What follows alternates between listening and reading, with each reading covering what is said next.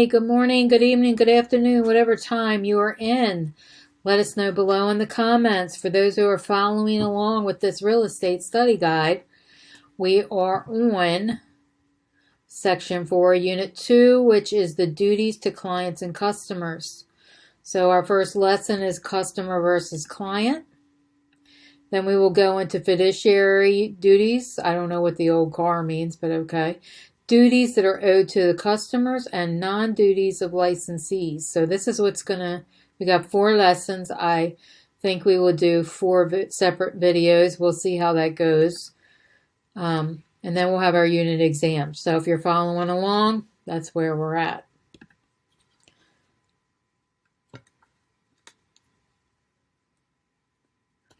Okay, as a licensee, who do you represent? There is a difference between a client and customer.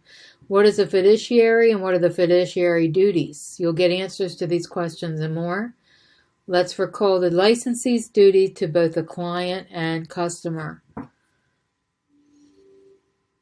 want to make sure you know the difference by the time we're done here.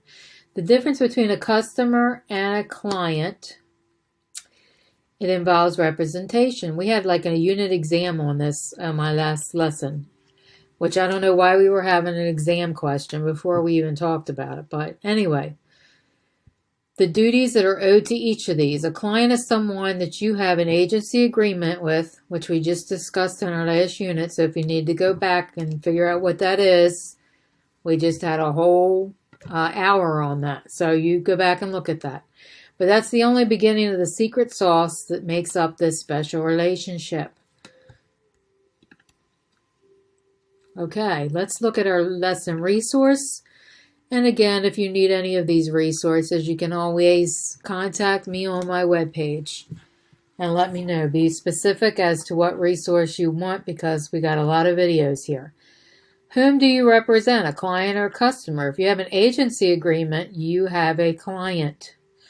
Without the agency agreement, you don't really represent anybody and you're working with a customer. That's basically it. The reason this matters so much is that under real estate law, you owe certain duties to customers and additional duties to your clients. And if you treat every customer as a client, you could be breaching your duty to your actual client. So know the difference, and it's very important. When you show a buyer client a home, the seller of that home, he is listed through another broker or represented himself as a for sale by owner and is your customer. Only the buyer is your client because they signed an agreement with you. So you have certain duties to both, but you don't represent the seller. If the seller asked you to help him negotiate against your buyer, it would be no, because and you did so without your buyer's permission, you'd be violating the trust your client placed in you, and you'd be going against the terms of those agency agreement. And I've never seen this happen to anyone, but I imagine you could take them to court. Or something could happen to where this person loses their license, so you need to be careful. You are permitted to perform some clerical, aka ministerial, which is not like a minister, tasks for a customer, which are defined as a factual-based task. They don't require you to use your judgment as a licensee. Okay. Further, you'll also need to disclose any material facts about the transaction to a customer, as well as treat that person with honesty and integrity. And you want to do that regardless if they're a customer or client, because it's just the right thing to do in life. It's good karma, it's sowing good seeds, and this is the kind of relationships that you want in your life, okay? You don't need to go around lying to people or trying to cause drama. And of course, you'll need to properly account for any money or property you receive from the customer.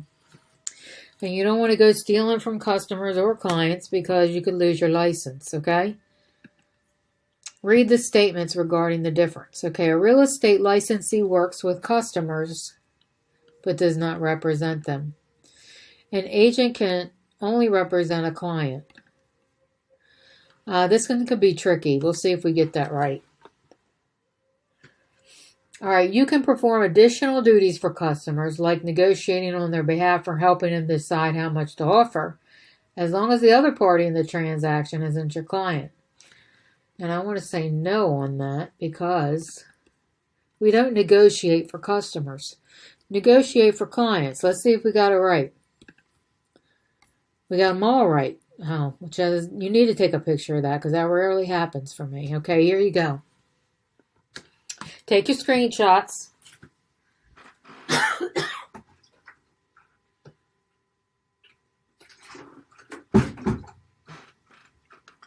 All right, let's move on. All right, who do you want to be? It's not enough to know the difference between a customer and client. You need to be able to explain the difference to a consumer. Out of the following correct choices, which one best describes to a consumer the difference between a customer and client and the benefits of being a client? So if you're trying to sell them on being your client, you want them to be a client, how would you sell them?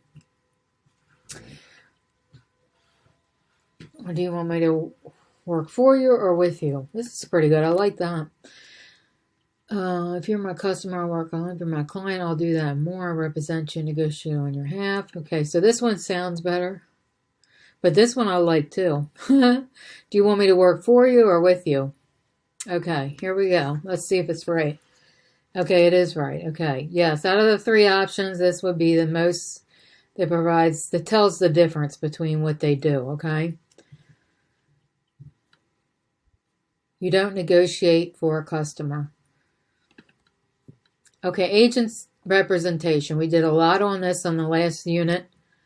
Great job differentiating between clients and customers. The key understanding that may not pop up only on your exam, but you'll need to know to understand in everyday practice is knowing the difference between how you'll treat them and your customers as customers without blurring the lines between the two.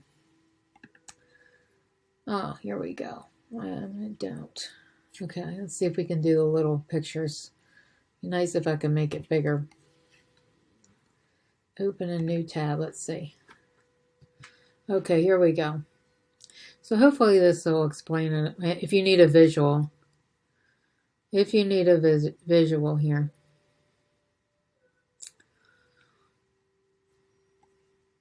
Allison shows Brent Seven to deliver these homes are Allison's customers because they didn't sign anything.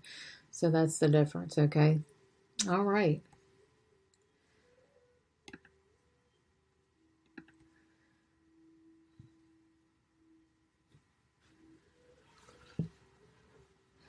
All right, so that's done with lesson 1. If you continue, lesson 2 will be on the next video. Thank you for watching.